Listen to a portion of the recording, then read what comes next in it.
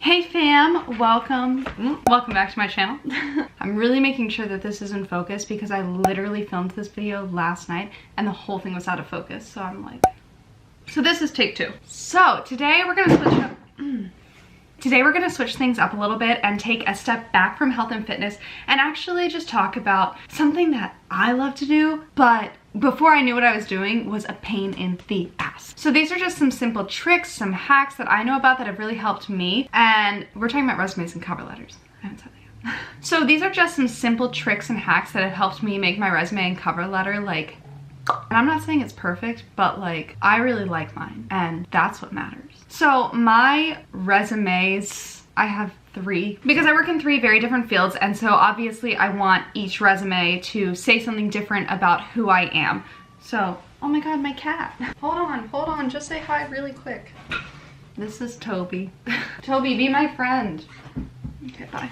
So my 3 resumes are gonna look very, very different because I work in 3 separate fields, one of them being acting, the other one being producing / directing, and then the third one is just kind of like my what's paying the bills right now resume job thing. Whether that's my office experience or like I was a host at a restaurant for a little bit, I've done retail. So that's where I put all of those jobs. I'm just putting that out there because I've made 3 separate ones and they're all very different vibes. And that's why I think that these tricks and these hacks are applicable to literally every occupation. So let's jump in. We're gonna start with resumes. I can literally hear him purring from here. So I want to start with resumes and then we'll move on to cover letters afterwards because I feel like cover letters are scarier. We'll warm up with resumes and then we'll move on to cover letters. Okay, let's go. So with a resume, the end goal here is to make sure that it's representing you as well as you can. It should be as if we put you on a page, but like work you, not party you. Leave party you at home or in the club or with me. Work you is on the page. So before we talk about how to make your resume all pretty, we're gonna talk about what actually goes on a resume.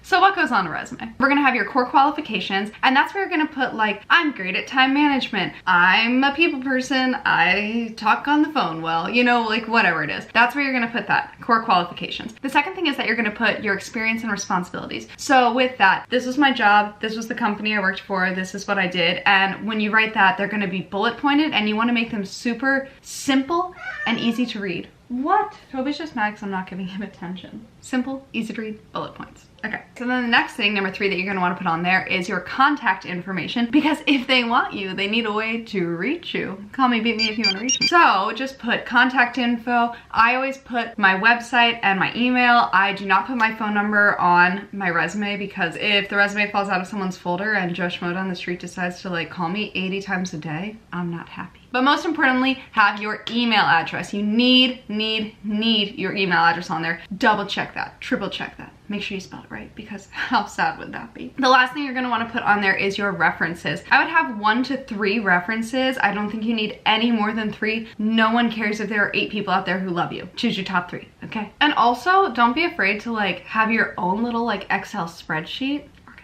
of your references, and then like make sure you ask people first. Don't just put someone on there as a reference. Make sure you ask someone if you can use them as a reference on your resume. Okay, so you can have like a list on there of like, if you have 8 people that love you, great, have that for yourself, and then you can actually switch out the references that you have. So like if like an acting job is asking for a reference, I'm gonna put a different person down than if I was trying to direct somewhere and they were asking for a reference. Use your references to your advantage and just be smart about it, especially if somebody has a contact somewhere or like a link somewhere, like they're friends with people, put that person as a reference at that company, you know? Networking, contacts. So that's what goes on a resume, and now we're gonna talk about how to make it look beautiful. Let's start with fonts. I feel like I spent so much time putting 2 fonts together and being like, he wants to go out of my room now. Okay, goodbye.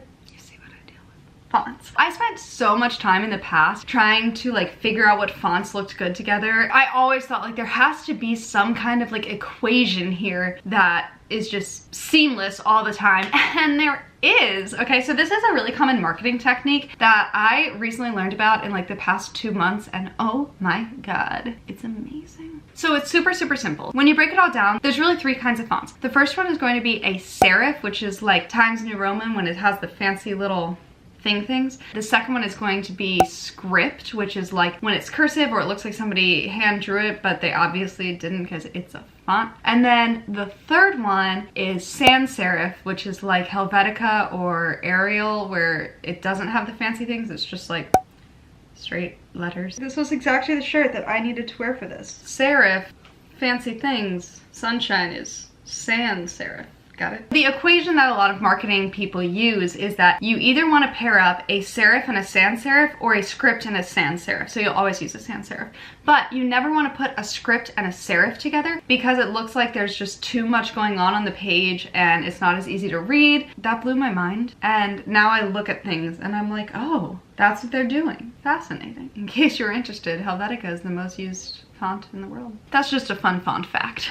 The next thing to make it look beautiful is to add a little bit of color. This is really going to depend on your occupation because I think some jobs this is more appropriate than others. Like me, I'm literally in an art field, so like you gotta be creative. So like show your creative side. What? Graphic design? Your resume better look cool. It better have fun stuff on it, you know what I mean? Bring your personality to it, add a little bit of color. If it's appropriate, you can add like a little design or maybe your logo. That's cute. And then you're gonna wanna brand that across all of your platforms. So like for example, for acting, I always use this like aquamarine, tealish blue sort of color, and I have that on my resume. It's the color I'm wearing in my headshot. It's the color that my website is based all around, you know, so that's just how I do this. So just add a little bit of color, especially for a creative job. It just makes you look more fun and creative. There's definitely jobs where that's appropriate and where that's inappropriate, and also just choosing the right color is really important. So you're probably asking yourself like, okay, Jane, thanks for that information, but like, how do I actually make it look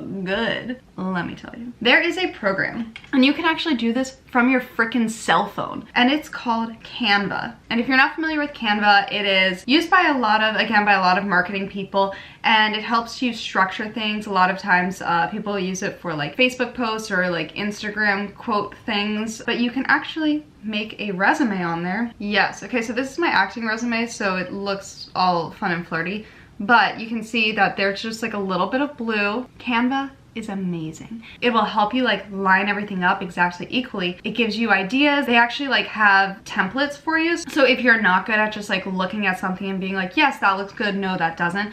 If you just know that that's not one of your strong suits, they have templates and you can actually just go in and fill in your own stuff. Pretty cool. I love easy peasy ways of doing things that are hard. The other cool thing about Canva is that they just added a setting where you can actually order prints of your resume and they will be sent to your home. Brilliant. I'm gonna be honest, I have not done this yet, but like I need resumes printed in like the next couple weeks, and you bet I'll be ordering from Canva. And here's why, because you can not only get it on like normal paper, also if you're like an 8x10 kind of gal, you can get it cut down to 8x10, but not only on normal paper, they also have it available on cardstock. They don't call it cardstock, they call it like thick, durable paper. But I imagine that that's just cardstock, maybe. So I'm gonna order that and we'll see. And it's like super, super cheap. You get like 50 copies for like $30, which is amazing. So that's resumes. What a beast. We're moving on to cover letters. And to me, cover letters are a little bit more difficult because writing is like not my strong suit at all. A lot of these tips I stole from my friend William. Thanks, Will. Thanks for teaching me how to write a cover letter, because I went to school for performing and I never learned how to write a cover letter. So Will helped me out. A lot of these tips came from him. When you write a cover letter, the way you're going to structure it is that in the top right hand corner, you always want to have the date and the address to the company that you're submitting for. So just like make sure you have the right address, because you'll use the same structure of the cover letter every single time and you can just like delete things and like insert the other things. Make sure that you change the date and the address, because like, oh my god, how embarrassing. My second tip is that when you write like, dear blah blah blah, avoid saying to whom it may concern or sir/madam, because most likely you're going to be able to find out who you're emailing. Even if their name isn't in the email, most companies will have like about us or like meet the crew or whatever it is. And so you'll just go through there, find out whose email that is and just put their name in there. It just makes it look like you put forth a little bit more energy and like you actually did research on the company. You know that you're a good fit, that's why you're applying, so like hire me. Dear blah blah blah. If that's not there, use sir/madam, but please, for the love of God, don't use to whom it may concern. Don't do that. So now we are in like the meat of the cover letter. So cover letters are 3 paragraphs long, and the good thing about cover letters is that once you write a great first paragraph, a good structure for a second paragraph, and a pretty general third paragraph, I think I just said paragraph. Once you have like the structure for those 3, you can literally use the same cover letter every single time and just change the details. Time saving, apply for multiple jobs in one day, you can do it. In the first paragraph, we're gonna talk a little bit about ourselves and our experience. So like I always say, I graduated from ECU and this is what I majored in. I had a great experience doing this. This is what I'm passionate about. Whatever it is, that's where all of that goes. Tell them about you. The second paragraph should tell them why you are a good candidate for this company, why they should hire you. My best tip for this is to go onto the company's website or their social media and understand their vibe, like what they're going for, what their ideal candidate is. And actually, most companies on their website are gonna have like about us or like our values or whatever it is. They word it differently all the time. Go in there and just like read their about page, read their core values, and then use that same vernacular in your paragraph. If you want, you can change it slightly, but honestly, like those are already buzzwords in their minds. So if like one of their core values is teamwork, talk about how you're really good at teamwork. I mean, if you are, don't lie, you know, but don't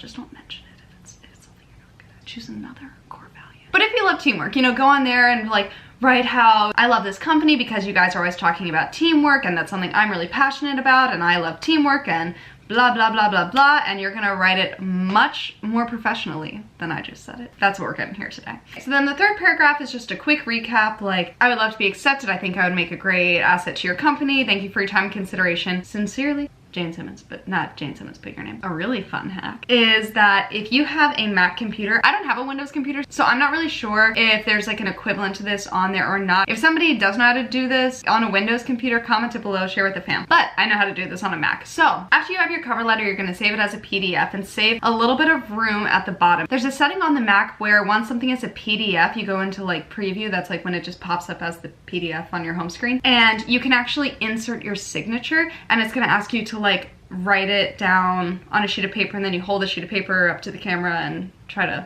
level it up. So then it'll scan that and then actually insert your signature on to your cover letter. To me, that just gives it like that little bit of like, oh, she's a professional. She means business. All right, so those are my top tips for creating a killer resume and cover letter. Again, these are things that you can do right from your very phone. But with a cover letter, I actually, sorry, side note, would not make it on Canva. I would just make it on like a Google Doc and then export it as a PDF. So I hope you guys found these tips useful. If you guys have any more questions, please feel free to comment below or DM me. I love answering these kinds of questions. I love talking websites. I love talking resumes. I love talking cover letters. Oh, I also wanted to link my website in case you guys wanted to take a look at it. It's mainly for acting, but I have a little bit of directing and producing stuff on there. But it might look a little bit different if you're, say, like a blogger or a photographer. It's gonna look a little bit different than that because I'm in a different field. Feel free to look at it. Nothing on there is updated, so please don't judge me. But I will have that linked below. So I hope you guys enjoyed the video. If you did, don't forget to give it a thumbs up. And while you're here, please subscribe. It really supports my channel. And until next time, love the life you lived, babes. Or the life